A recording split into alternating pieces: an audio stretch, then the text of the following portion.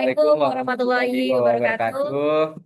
Jadi kami dari kelompok 2. Ingin membahas sedikit tentang analisis permasalahan odol dengan metode minimum cost flow networks Model. models. Oke, karena udah penasaran kan teman-teman, bisa kita lanjut aja langsung mulai presentasinya. Baik, next. Dan ini adalah anggota kelompok kami dari kelas TD 3.8 yang kebetulan beranggotakan 10 orang, yang dimana eh, orang orangnya nih orang-orang terbaik nih dari TD8. Ya, pendahuluan yang akan dibacakan oleh rekan kami Yulia Aziza. Kepada Yulia Aziza kami persilahkan.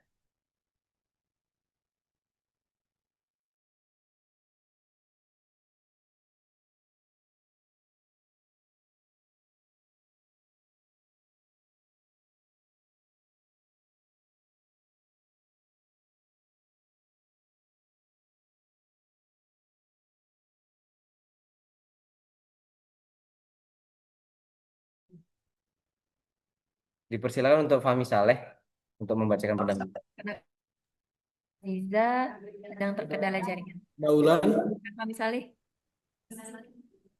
pendahuluan, definisi minimum cost flow network model atau model jaringan aliran biaya minimum adalah model matematis dalam network optimization yang bertujuan untuk menemukan cara paling efisien atau berbiaya minimum untuk mengalirkan suatu komoditas seperti barang, informasi, atau arus listrik melalui sebuah jaringan dari node sumber ke node tujuan, sambil mempertimbangkan yang pertama adalah kapasitas pada setiap sisi, yang kedua biaya per unit aliran pada setiap sisi, yang ketiga adalah jumlah pasokan dan permintaan pada setiap simpul.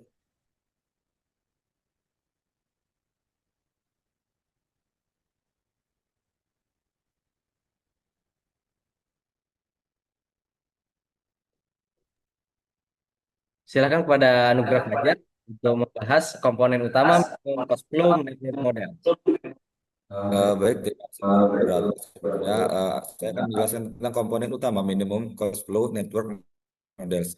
Yang dimana yang komponen pertama itu kita yaitu node-nya titik berasal dari titik asal, tujuan dan juga transit.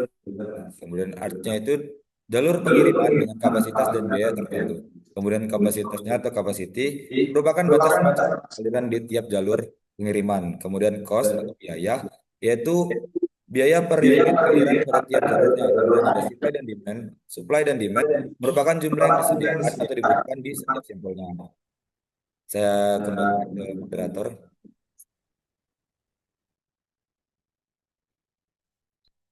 Hmm? Baik, masuk dalam permasalahan. Permasalahan truk over dimension overload atau odol dalam logistik pabrik adalah isu kompleks yang berdampak pada berbagai aspek, termasuk keselamatan, infrastruktur, dan efisiensi. Truk odol yang melebihi batas dimensi dan muatan seringkali menjadi solusi jangka pendek untuk efisiensi biaya, namun pada akhirnya menimbulkan kerugian yang lebih besar. Nah, salah satu cara untuk optimalisasi biaya dan keuntungan adalah untuk menggunakan metode minimum atau cost flow network model.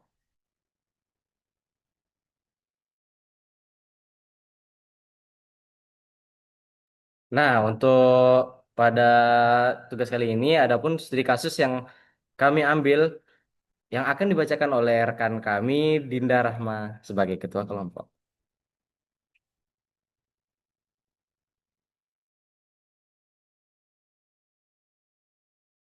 Jadi di sini studi kasusnya itu di daerah Pati, Provinsi Jawa Tengah, merupakan daerah penghasil garam yang cukup terkenal. 3 pabrik memproduksi garam yang akan dikirimkan ke 4 gudang. Pabrik pertama memproduksi 200 unit, pabrik kedua 180 unit, dan pabrik ketiga yaitu memproduksi 300 unit. Gudang pertama membutuhkan 350 unit, gudang kedua itu perlu 230 unit, dan gudang ketiga 100 unit. Terdapat jalur kereta api yang menghubungkan secara langsung pabrik satu dengan gudang satu. Adapun hubungan lainnya berupa jaringan jalan untuk transportasi truk, kapasitas pengangkut truk adalah 300 unit. Aturannya dari pabrik, truk akan mengirim dulu ke sebuah distribution center, lalu melanjutkannya ke tiap gudang. Bagaimanakah skenario yang optimal untuk mendapatkan keuntungan dari pengiriman unit dari semua pabrik sampai ke semua gudang menggunakan metode minimum cost flow network model untuk mempertahankan keuntungan tanpa adanya. Baiklah, di sini adalah analisis untuk menyelesaikan studi kasus tersebut, di mana di sini kita lihat bahwasannya pengiriman dari pabrik satu ke gudang satu, kemudian ada pengiriman dari pabrik satu ke DC, kemudian pabrik 2 ke DC, dan seterusnya. Kemudian di sini diketahui kapasitasnya tidak melebihi 300, kemudian ada biaya transportasi, node, dan kemudian kita akan mensimulasikannya dengan di solver. Di sini kita untuk net flow-nya kita bisa masukkan formulanya, yakni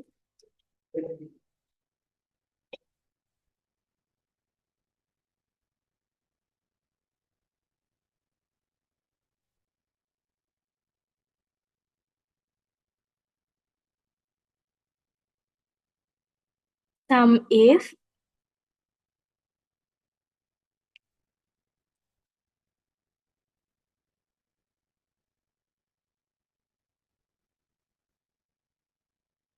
sel A2 sampai A8.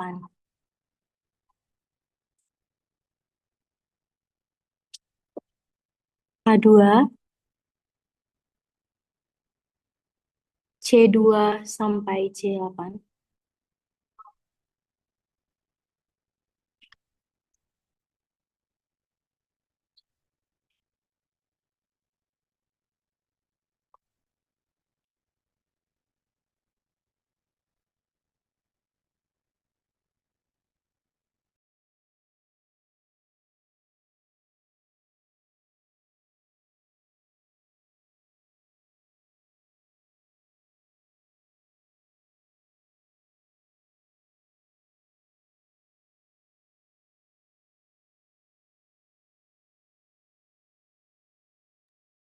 Sum if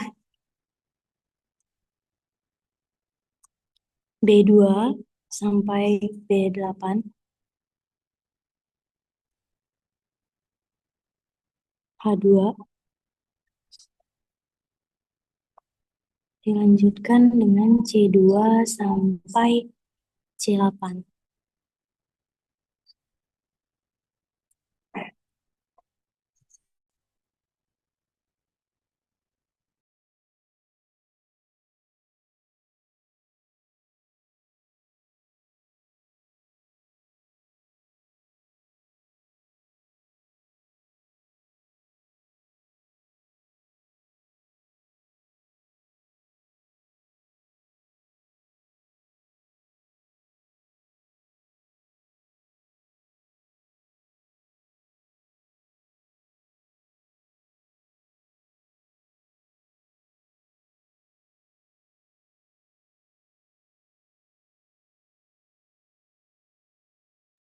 Kemudian untuk total cost, sum product,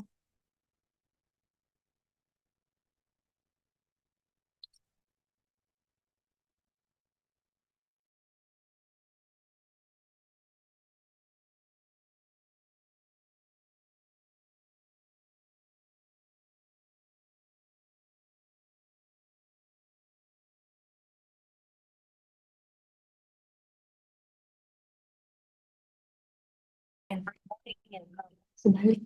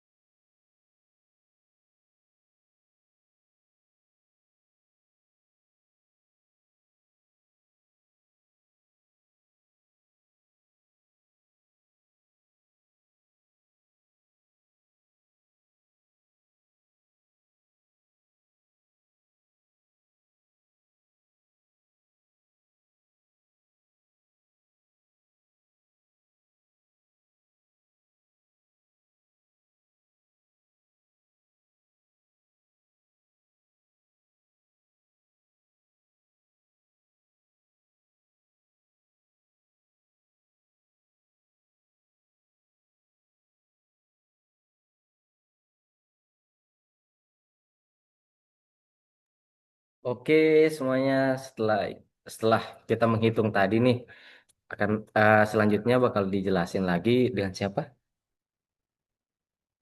Amar Maulana. Kepada Amar dipersilahkan.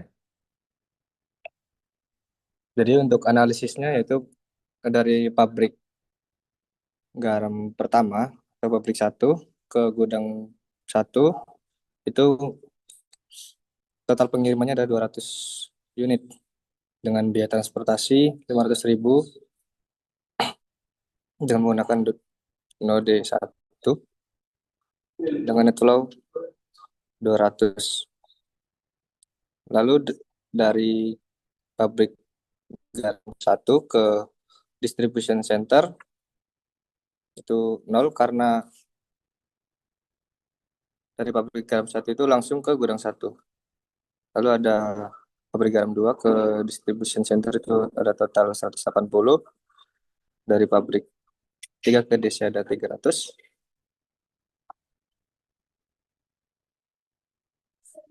Dengan biaya masing-masing 100.000 dan 300.000. Lalu selanjutnya dari distribution center ke gudang 123 itu totalnya ada 150 unit, 230 unit, dan 100 unit dengan masing-masing biaya 350.000, 200.000, dan 450.000. Dengan net flow-nya minus 350, minus 230, dan minus 100. Dari semua pabrik garam satu akan menggunakan moda transportasi kereta api untuk mengirim seluruh kapasitas produksinya. 200 unit ke gudang satu. Pabrik garam 2 mengirim 108 unit produksinya ke distribution center dan pabrik garam 3 mengirim 300 unit. Semuanya menggunakan moda truk. Setelah terkonsolidasi di DC atau distribution center, maka desain pengiriman selanjutnya dilakukan dari DC ke gudang 1 sebesar 150 unit, DC ke gudang 2 sebanyak 230 unit, dan DC ke gudang 3 100 unit. Skenario tersebut memenuhi kebutuhan unit di seluruh gudang. Kasus dan analisis yang sudah dijelaskan dapat kita simpulkan sebelumnya yang menggunakan metode minimum cost flow model bahwa pembukaan pola distribusi barang dari pabrik ke gudang dengan biaya paling rendah tetapi tetap memenuhi seluruh permintaan.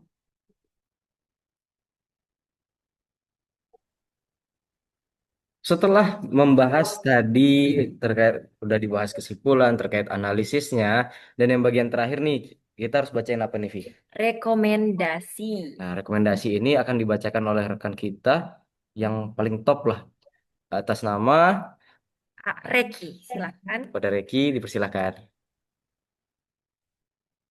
Yap, izin.